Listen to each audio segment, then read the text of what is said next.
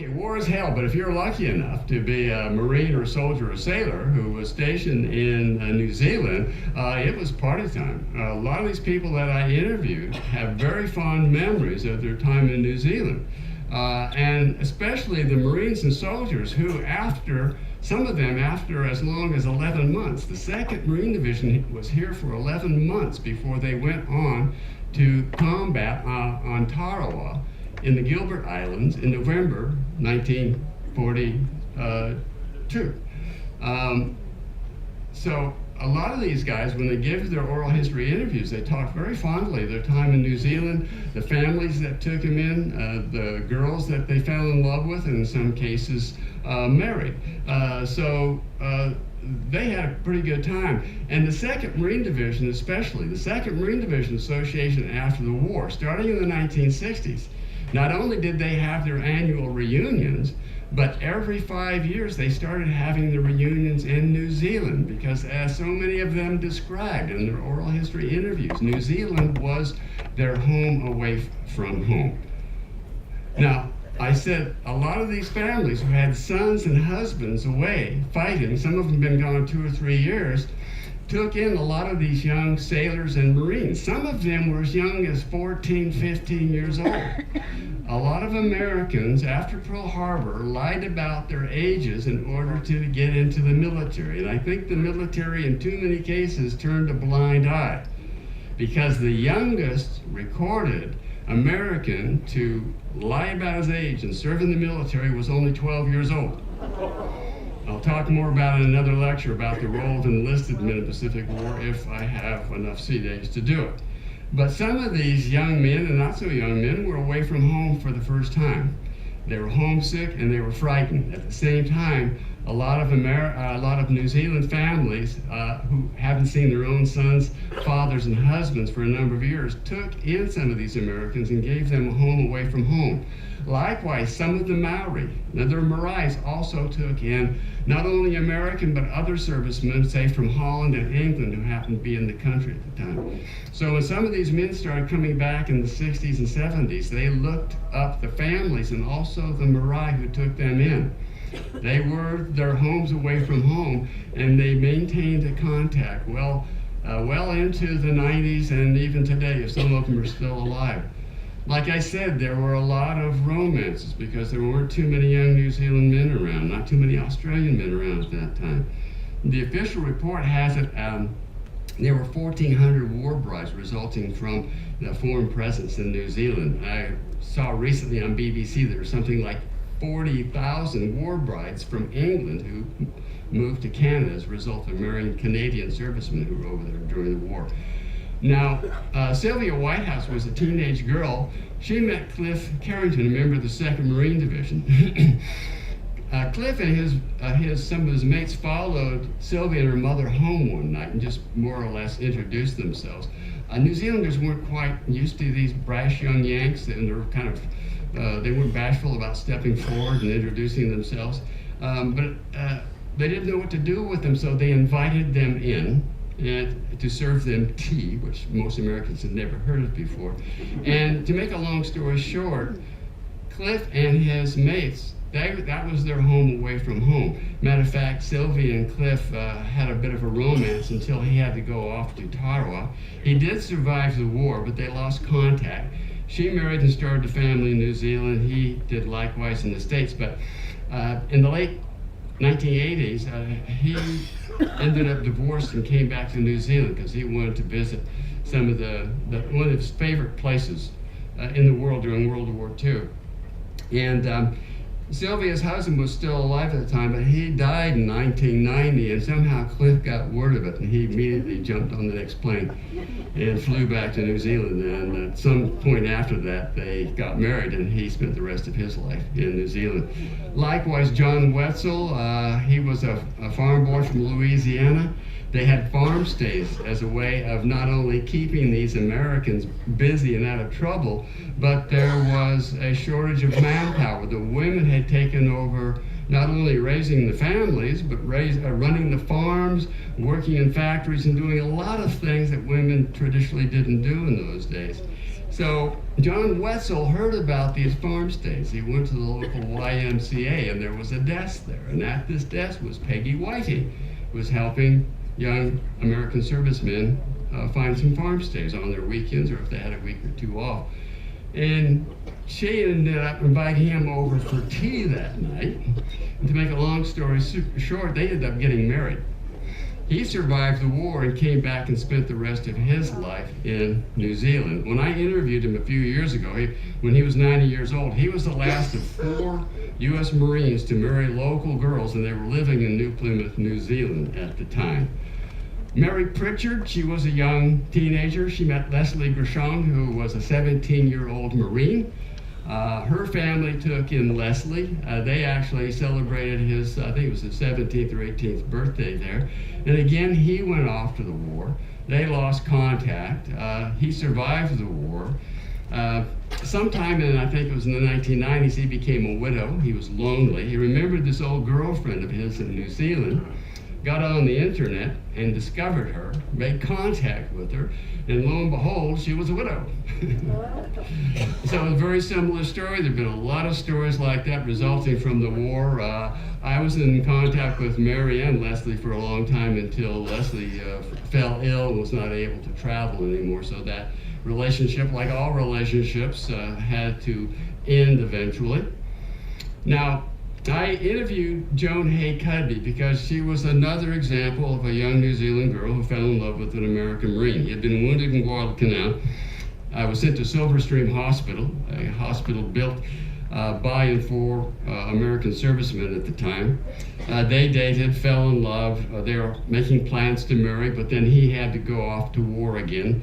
Was wounded again at Cape Gloucester, was sent home, and for a variety of reasons they lost contact, and he never got back. The marriage never took place.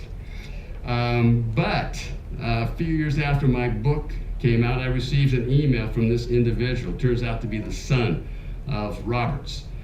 He said his father had died not long before. He never talked about the war, but after he died, they found a shoebox with some old letters in them. The letters were from Joan. She had written the letters to his mother because they were planning to marry and she was planning to move to the United States.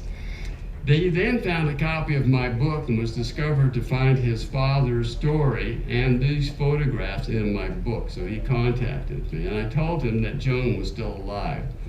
And I gave him her phone number.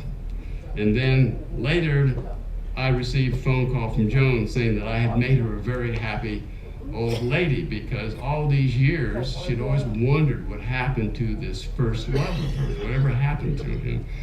And her son, or his son, was able to fill her in on the story.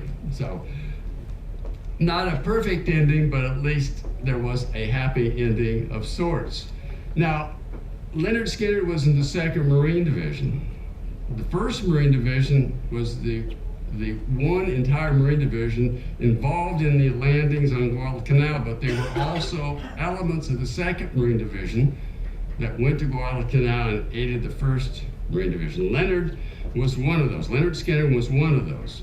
And then after the Marines were relieved by the Army on Guadalcanal, he returned with the survivors from his unit to join up with the rest of the 2nd Marine Division in camps outside of Wellington. He's a really unique guy because the whole time he was in Guadalcanal, he never came down with malaria.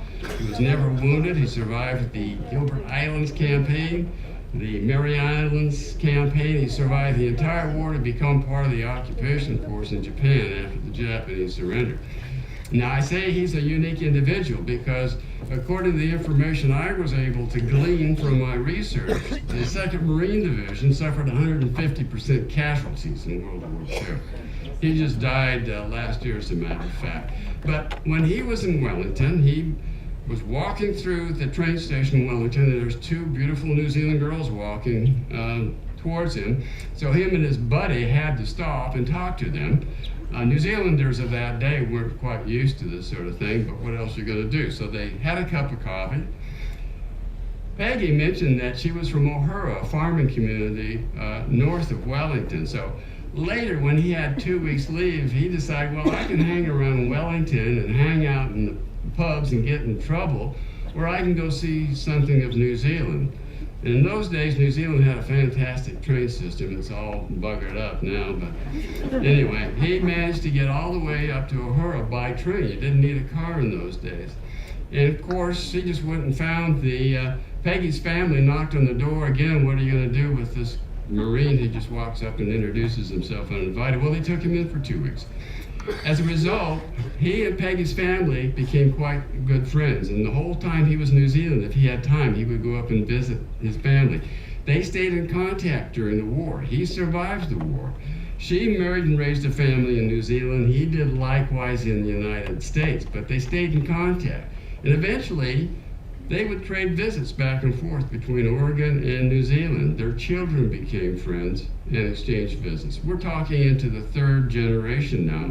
This family has still been in contact through 3 generations. This is all because of the war, when they had this incredible influx of people from the United States and other parts of the world coming to New Zealand. New Zealand was primarily agrarian in those days. It still is, but there was no tourist industry. So if you went to New Zealand back before the war and even right after the war, you had to have a reason there. You're usually an immigrant. They didn't have the tourist industry that they do today. But it was just because of the war and this chance meeting at a train station that these families have remained in contact and friends to this very day. And there are plenty of other situations like that, and I'm sure there are people in this audience who could probably share some similar stories. Likewise, a lot of families, they didn't just take in young Marines and sailors who were there for the first time, but there were sick and wounded coming back from the Solomon Islands. And a lot of families, such as the Nuckies, took in sick, wounded sailors and Marines and helped nurse them back together. And one of them was John Place, and he fell in love with a neighbor of the Nuckies. And I interviewed her, and I interviewed the Nuckies. And when I interviewed some of these young girls their first loves were American servicemen, or maybe British or Dutch servicemen who were there. And they always have this glassy eyes and this nostalgia for this first love of theirs. Some of these affairs resulted in marriages and long-lasting relationships. Others didn't. But it always, for some reason, interviewing some of these young women reminded me of Bertrand Russell. Has anybody here not heard of Bertrand Russell? He was a well-known mathematician and philosopher in the last century. But when I was a university student and I was on a spring break, I read his autobiography one time, and there was one thing in his autobiography that always stuck in my mind, and I can't really explain why. But he said, and if you listen to this carefully, he said, once a woman discovers that the man of her dreams is in love with her, she no longer has any use for him. That's gotten me in trouble before, so I have to balance this out a little bit, because there was a woman philosopher. Actually, she was a comedian. And comedians in some ways are like philosophers, but she said most men are looking for the perfect woman, somebody who will leave them alone. It was Oscar Wilde who said, a man can be happy with any woman, as long as he doesn't fall in love with her. I forgot my wife's in the audience. Okay. Now, there was a problem with race relations because the U.S. military was segregated until after World War II, when President Truman desegregated it. And a lot of these good old boys from the South especially were used to pushing people of color around, treating them as inferiors. That didn't go over very well in New Zealand, because the Maoris may not have been on an equal plane throughout their history with their European neighbors, but it was nothing like what the Aborigines suffered in Australia, or African Americans and other minorities suffered in the United States. So when some of these American servicemen started treating some of these returning Maori from the Maori battalion, some of them were coming home on furlough while the Americans were there, it didn't go over very well. It didn't go over very well with a lot of the Caucasians in New Zealand either, because some of these guys had been away from home for a number of years, and word was getting back to them that the Americans had landed, and they were taken over, and they're taking over the women. Some of these men were getting Dear John letters from their girlfriends, and in some cases, their wives. So it created a real morale problem for not only New Zealand, but Australian troops, because they were having similar experiences while they were overseas. And it didn't go over very well by treating Maoris as if they were the same way they might be treated if they were African Americans. So there was a Maori princess by the name of Tapoi, and she got it in her head that if some of these Americans would get to know Maori as individuals, plus the fact that a lot of these Maori were taking in individuals and groups and giving them a home away from home. Now, also, and this individual is a former Marine. His name was Norm Hatch. He just died a couple of weeks ago, as a matter of fact, at the age of 96. But he was a U.S. Marine Corps cinematographer, and he came with the 2nd Marine Division to New Zealand.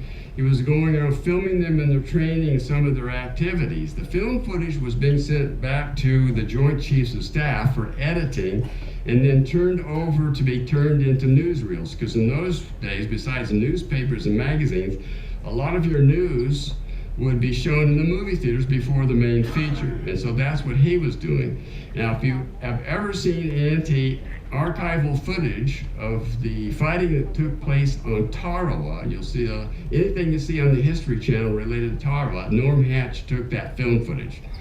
But he also followed the Marines around New Zealand. Some of them were invited to Hastings and Napier for Christmas, I think it was in 1942. And he also visited some of the Maori Marae. And this one I think was taken Rotorua, and you can see him learning a Maori dance with a pretty Maori girl. But while staying with one of these families, he discovered that the young lady there was very unhappy, because they always talk about, whether you're in Australia or New Zealand, about the Yanks coming over, testosterone fired, and getting all sorts of trouble with the local women and creating problems for the countries. But he told me in his oral history that this young lady that he met was very unhappy, because word was coming back that her husband and some of the other men in the Maori battalion were having a great time with some of the women in Egypt.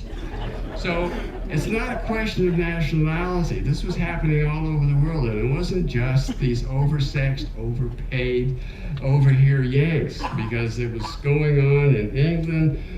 New Zealand troops, when they were overseas, they were going to Bible study. Well, some of them might have been. But they were out having a good time where they could, because a lot of these guys didn't know if they were going to be alive in a month or two, okay? Now, like I said, there was a shortage of young men in New Zealand and Australia and other places. Somebody got the idea in the head that, maybe we could put some of these young Americans to work on the farms. They have time off. They can go out. A lot of these guys were young farm boys. They can help milk the cows or bring in the crops. And it turned out to work quite effectively. So you can see some of these young American servicemen out helping in the field, and they're surrounding this rather lovely young New Zealand woman who's probably giving them directions. There was essential industry. If you were a farmer, you were considered part of essential industry. Ike Watts was a farmer. And he went to enlist when the war started, and they said, no, you go back and farm, because you're more important to the to the war effort as a farmer. We still have to feed people. We also have to feed the troops. I don't care if we are in a war. So that's what he did. He stayed as a farmer. Now, Stan Martin was in the New Zealand Navy. I don't know about now, but in those days, if you were in the Australian Navy or the New Zealand Navy, you could be on loan to the Royal Navy. And that's what he did. He spent the whole war serving on Royal Navy ships, not on New Zealand ships. But after the war, in the 1960s, when the 2nd Marine Division Association started having their reunions every 5th year in New Zealand, Stan somehow got involved with them. So every year before their getting together in New Zealand, he would get letters. They didn't have emails in those days. He would get letters from these guys saying, can you help me find the family that took me in? Well, I was there as a young man. And in some cases, he was asked to help find old girlfriends. He must have had an awful lot of success because him and his wife were both made honorary members of the 2nd Marine Division Association. So that every 5th year, not only was he invited to their get-togethers, him and his wife were invited to the United States to join the 2nd Marine Division Association in some of their reunions. Now, Silver Stream Hospital, that's somewhere near Wellington, was built by and for U.S. servicemen coming back from the Solomon Islands mostly. There were other clinics and hospitals built throughout New Zealand at this time. But as the war moved north and there were fewer and fewer military personnel here, the United States government turned over Silver Stream Hospital and other hospital and clinics to the New Zealand government to use as they saw fit. Now, a few cruises ago, I met 2 retired New Zealand nurses who said they worked at Silver Stream Hospital back in the 1970s. It was still being used as a hospital of some sort. But I also interviewed Wynne Stockwell, who was a nurse at Wellington Hospital during the war, and she's the one who told me about a lot of the unplanned pregnancies. They also had a secret ward, an unnamed ward in the hospital for abandoned babies, because there were any number of babies that were born out of 2 mothers who were not married. In those days, having a child out of wedlock was a stigma. So in some cases, women elected to keep their babies even though they weren't married to the biological fathers, and in some cases they were given up for adoption. A lot of the women who elected to keep their babies had to leave town. A lot of them, especially if they were from small farming communities, had to go to places like Auckland and Wellington where they could start over and be anonymous. Quite often they married after the war, but the deal in almost every case was that the child would be brought up thinking that this man was her biological father. Anything that would connect the child to her real father, such as photographs and letters, had to be destroyed in most cases. Now, I was hearing about what I called the children left behind even before I started research on this book. I'd have people come up to me and say, well, you know, my wife's father was a U.S. Marine, but we don't know who he was or what happened to him, or even if he survived the war. So I interviewed a number of people for this. I interviewed Jane Bodine-Tarangi. She describes herself as a Cook Island Maori. Her mother was living and working in Wellington during the war, became involved with the U.S. Marine, and she was the product. But like all 3 of these cases, it was kept from her. They didn't find out until they were well into their teens that their biological father was somebody other than the man that they grew up thinking of as their father. And when she found out, it was by accident, somebody blurted it out that her real father was a Marine. In her case, her mother would not talk to her sister for 10 years before having blown the cover. Likewise, Shirley Winnestorfer discovered as a teenager that her biological father was a Marine, and she always thought there was something amiss in her family because she never looked like her half-brothers. But when she found out that her biological father was a Marine, when the 2nd Marine Divisions came to New Zealand the next time, she made contact with them. And to make a long story short, one of the Marines thought she might know who her father was, and when he went home 2 weeks later, a letter from somebody turned out to be her uncle arrived in the mail, and in the letter was this photograph, and he said, "This was your father." Now, Shirley had never been on an airplane, had never been out of New Zealand. The following year, she flew to Belatedly, Missouri for a family reunion.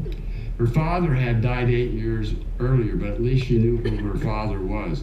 And she said, "Everybody at this reunion looked just like me." She said it was the making of me. It filled in the gaps, wondering who her father was. And everybody I've interviewed said the same thing. They had questions. Well, what happened to my father? Was he killed? Did he even know I exist? Did he not care? These things were going through these minds of these people that I'd interviewed. But she was lucky. At least even though her father had died, at least she knew who he was. But for June and for Alfred Leach, another person I interviewed, when I interviewed him at the time, they still didn't know who their fathers were. And it still bothers them, even 60, 65, 70 years later, it still bothers them not knowing who their biological fathers were. Were they killed? Did they know they even existed? Did they care? These things go through those people's minds. Now, in the case of Robert Clinton Libby, his father was a Marine. He married his mother before they went off to Taro. He survived Taro, survived the Marianas Campaign, came back to New Zealand to get his wife, but she said she didn't want to live in the United States. She wanted to stay there. He was raised in foster homes. As far as he was concerned, he had nothing to go home to. So he elected, like a lot of ex-servicemen who married local girls, to stay there. I don't know how many American servicemen ended up living in New Zealand after the war, but there were quite a few. Now, some of these men who had relationships with women, I'm told, gave false names. One of the oral histories that I took said this one individual gave his name as being Nosimo King.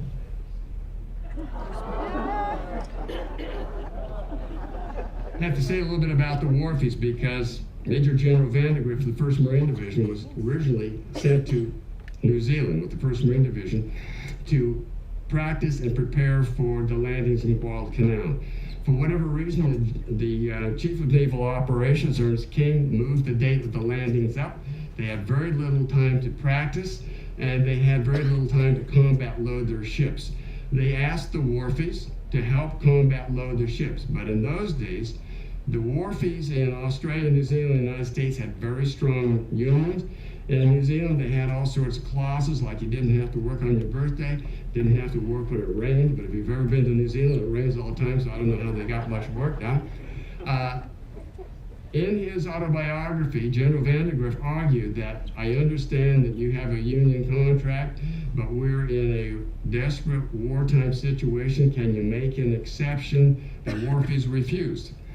So the Marines, not only did they not have time to practice, but they had to combat load their own ships. So General Vandegrift did not have kind things to say about the Wharfies in his autobiography. The same situation occurred in Australia, especially with the coal miners. The same thing in the United States. The coal miners really slowed down the war effort in the United States for the same reason. Now, one of the Marines I interviewed had been on Guadalcanal. When they were relieved by the Army, they were not told where they were going. Like he said in his oral history, we just assumed we were going to another stinking tropical island to fight Japs again. It was not until they rounded the heads at Wellington that they discovered that they were going to a modern Western city. And some of them actually broke down in pride when they realized that they were not going to go immediately back into combat. And like some of these guys I interviewed, they had never heard of New Zealand. They didn't even know it existed. But when you interview New Zealanders, of course we all knew about the United States, of course, because of Hollywood movies, but we thought everybody was either a cowboy or a gangster. Now, some of these guys were sick. A lot of them had lost a lot of weight. They were living on rations. They hadn't had a decent meal. And when they got off the ship, at least in this case, there was, in those days, you know, they would deliver milk and dairy products to your door. Remember that, anybody? Yeah. Okay, well, somebody was delivering dairy to people in Wellington when these Marines hijacked his delivery. And they paid for it because they hadn't had milk or cream or ice cream or anything like that for months. So they took his entire load, and this guy made a bundle. Matter of fact, he went back and got another load and brought it back to the Marines, and there were a few families in Wellington that did not get their milk and cream that day. Likewise, there were quite a few Americans who had such a good time in New Zealand during the war that they preferred to stay in New Zealand rather than persecute the war someplace. As a result, New Zealand civil authorities and U.S. military police were kept busy rounding up deserters and getting them back to their units or in the stockade, I don't know which. But in the process of trying to round up these deserters, they found a U.S. sailor who had jumped ship 25 years earlier. Apparently, he had been part of some task force or a fleet that stopped in New Zealand well before World War II. He decided he liked it better than being in the Navy and stayed. Never found out what happened to him, though. But like I said, with so many young New Zealand men being away at the war and so many of these young Marines and sailors being taken in by New Zealand families, and they became so close that when the 2nd Marine Division went off to the killing fields in Tarawa, now Tarawa was a 3-day battle. Though that 2nd Marine Division suffered 3,000 casualties in those 3 days, a third of them were KIA. So for the first time in New Zealand history, New Zealand newspapers published not only casualty lists of New Zealanders who had been killed or wounded in the war, they published the names of American Marines from the 2nd Marine Division, likewise, who had died in this 3-day battle on Tarawa. Those are my babies who are no longer babies.